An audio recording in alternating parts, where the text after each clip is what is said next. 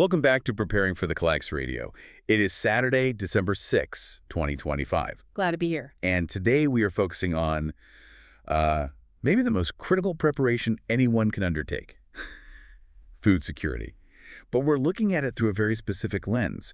How do you get a full year's worth of food without completely bankrupting yourself? It's the ultimate paradox of prepping, isn't it? The whole goal is stability, but the upfront cost can just create massive financial instability. Yeah, and then it stops people. Yeah. They just stop before they even get started. Exactly. And that's where we're taking a deep look at author Spirit Walker's article, How to Build a One-Year Prepper Pantry on a Tight Budget. Right. You sent this over because you wanted a really practical step-by-step method, something that moves past that anxiety over the price tag. Right.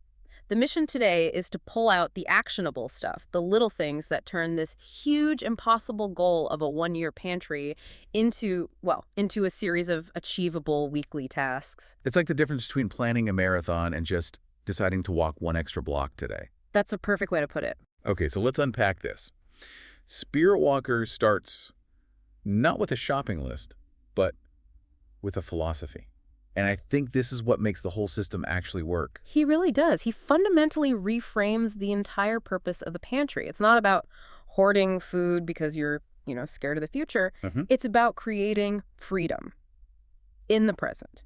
It's about stability, self-reliance, and just retaining authority over your family's well-being, no matter what the headlines say. Or what the grocery store shelves look like. Or what the grocery store shelves look like, yeah. That concept, freedom versus fear, it really connects back to that old wisdom, doesn't it? It does. Our great-grandparents didn't run out and buy, specialized survival food. No, they just made sure the root cellar was full enough to get them through winter. They just called it seasonal living. Spirit Walker calls it preparedness. It's the same thing. And that anchors his very first and most critical financial rule. Don't buy anything you won't actually use. Right. Your long-term pantry has to start with the staples you are already eating. So if you don't cook with lentils now, don't stockpile 20 pounds of them. Exactly. Don't do it just because they're cheap. Stick to the rice, the beans, the pasta, the canned goods your family actually enjoys. That is such a simple but brilliant cost-saving measure right there. It is. Because it just eliminates the biggest source of waste in prepping. Yeah. Which is buying stuff you have no idea how to cook. Yeah. You eventually just throw it away. Absolutely. Preparedness should enhance your current life. It shouldn't require you to learn a completely new diet under stress. Which brings us right to the key strategy that makes this whole thing almost financially invisible. The one extra item method. And I've seen a lot of budget prepping plans, but the sheer consistency of this idea is just genius. Because it completely bypasses that huge mental hurdle. People feel defeated when they realize a year's supply could cost, $5,000 up front? And they just check out. Game over. They do. So Spirit Walker says just buy one extra item. One extra can of tomatoes, one extra bag of oats, one extra container of salt every single time you're at the store. That's it. It's $1, maybe $2 added to the bill. But if you do it consistently week after week, you are quietly and steadily building deep food security. Let's actually put some numbers on that. So if you shop once a week and you buy just one extra $2 item, what is that? That's $104 in a year. Right. And if you buy 5 extra items per trip, that's over $500 a year. And you're hitting a major preparedness goal with money you were already spending. You just shifted the priority slightly. Exactly. But I do have to push back a little bit on that. I mean, the one extra item method relies on an economy that's, currently functioning, right? How long do we realistically have to build that reserve? That is a fair and a vital question. The method works because you're leveraging present abundance to secure against future scarcity. So you're using the good times to prepare for the bad. You have to. You have to assume you have a window of opportunity. Maybe it's 6 months, maybe it's 5 years. Who knows? But the goal is to move from fragile to resilient while the system is stable. The moment you hit that 6-month or that 1-year baseline, you're no longer dependent on the next trip to the store. That makes sense. It's about maximizing the window you have. Okay, so let's look at what those first one extra items should actually be. Spirit Walker emphasizes 4 core building blocks: beans, rice, oats, and pasta. These four are the absolute energy reserves for your pantry. They are cheap, they're incredibly calorie-dense, and they offer amazing longevity. But the key here is not just buying them, right? It's preparing them for long-term storage. Exactly. And we're talking about basic solutions here. Clean food-grade buckets or Mylar bags. You don't need a fallout shelter. But you do need to address the two biggest enemies of food storage. Oxygen and pests. Right. And this is where we need to get a little technical. If you're storing, say, white rice, Which stores way longer than brown rice. for decades longer, 25, 30 years versus 6 months for brown rice because of the oils. You have to seal it correctly. Mylar bags with oxygen absorbers. That's the key. And those oxygen absorbers are so important. They're cheap, but they make a radical difference. They're critical. Oxygen is what causes rancidity. It's what spoils grains. It's what lets insects hatch. For the home prepper, oxygen absorbers are your best friend. And so these staples, the rice, the beans, they become the foundation for hundreds of meals. And they're so versatile. They transform basic canned goods into filling, sustained meals. You know, stews, chilies, morning porridges. You're buying calories in bulk for pennies. Okay, so here's where we move past just carbs and start looking at the critical nutrients. How do we add protein affordably? Because that shelf-stable meat, that's often the most expensive line item. Oh, it absolutely is. And that's why Spirit Walker recommends a layered approach to protein. You start at the bottom of the cost curve. He says to focus first on the budget canned proteins. Oh, basic. Canned chicken, tuna, chili, canned beans, Spam, corned beef. The stuff that's accessible right now. And his goal is a really great target to visualize. Aim for 12 of each of those items. One a month for a year. One a month. And once you have that foundation, that first layer of 12 then, and only then, do you start slowly adding those higher-end, more expensive options. You mean things like the Keystone meats or the premium dehydrated meals? Exactly. When Spirit Walker talks about Keystone meats, he's talking about those premium canned products with actual chunks of roast beef or pork. Real high-quality protein. Which are great for morale, but expensive. Incredibly useful for morale, yeah. But they can cost 4 or 5 times what a can of tuna costs. Yeah. So you build the reserve in stages. You don't want to spend $300 on fancy roasts when you still need $50 worth of tuna to hit your calorie target. It's a strategic spend. Bulk first, then quality and variety. And that same budget philosophy just extends seamlessly into produce. Canned vegetables and fruits they're non-negotiable. They hold their nutrients surprisingly well. They do.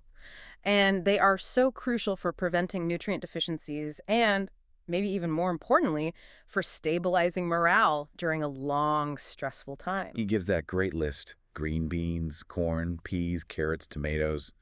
And for fruits, peaches, pears, pineapple. Just having that variety means you aren't eating the same gray, boring meal every single night. And you just apply the same one extra item logic.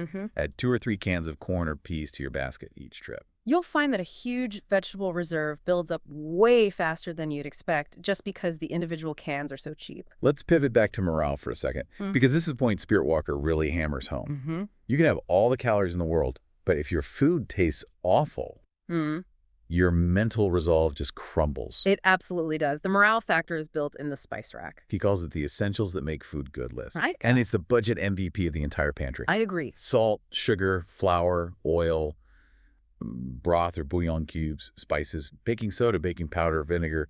These things are transformative. They really are. They're the difference between a pot of boiled rice and a savory casserole. Flour and baking powder mean you can make bread. Comfort food. Real comfort food.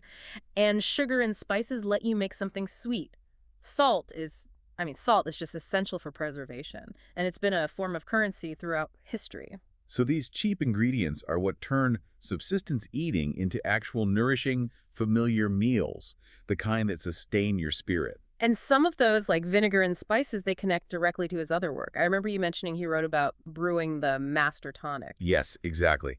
For those who don't know, the Master Tonic, or fire cider, is this potent, spicy, vinegar-based wellness tonic. And it's a perfect example of using affordable, stored pantry items, vinegar, peppers, garlic, to create something that's a powerful, shelf-stable health aid. It reinforces that idea that your pantry is also your pharmacy. It is. Okay, so now that we've covered the affordable bulk, the protein, the morale items, we have to shift to the single most immediate non-food necessity. Water. It has to be water storage. It's number one. You can only survive, 3 days without it? About 3 days, yeah.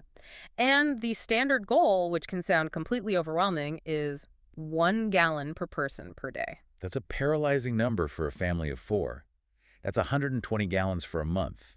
So how does Spearwalker suggest approaching that without, buying a semi-truck full of bottled water? You start small. Just start by reusing and refilling clean, food-grade jugs. Put them in a cool, dark place. But beyond just storage, the crucial step is redundancy. In collection and purification, yes. So storing is step 1, but filtering has to be step 2. You have to have a reliable filter. Absolutely. And we're talking about microbiological filters here. Your Sawyer, your Berkey, systems like that.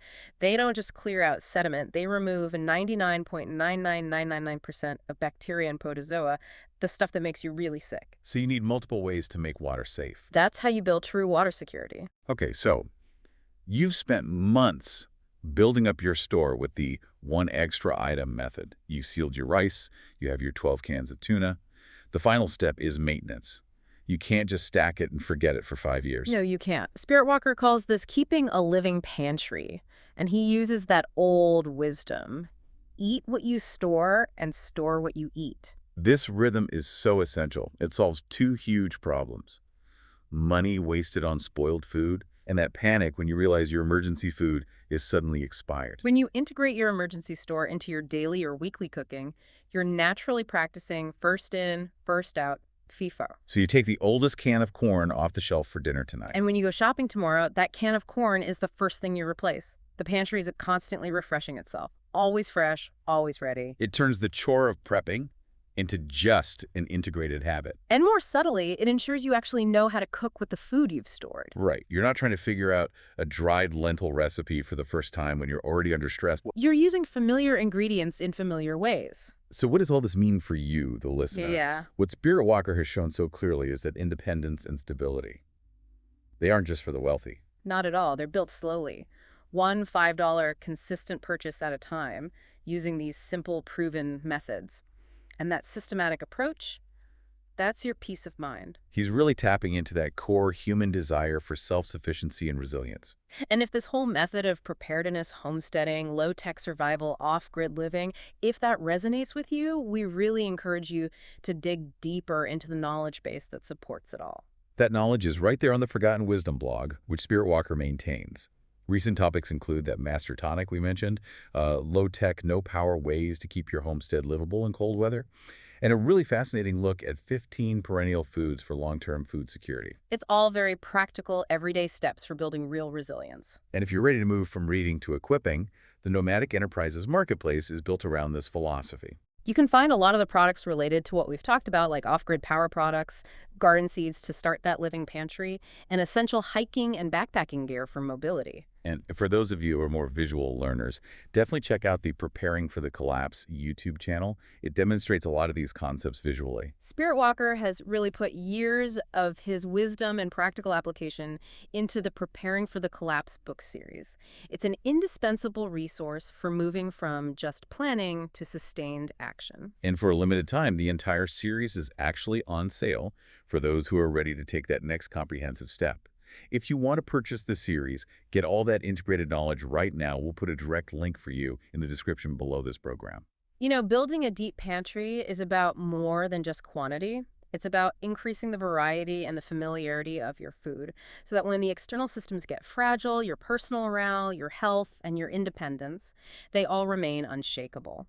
So what stands out to you as the next one extra item you'll commit to buying this week? Think on that small, powerful commitment. We'll talk to you next time on Preparing for the Collapse Radio.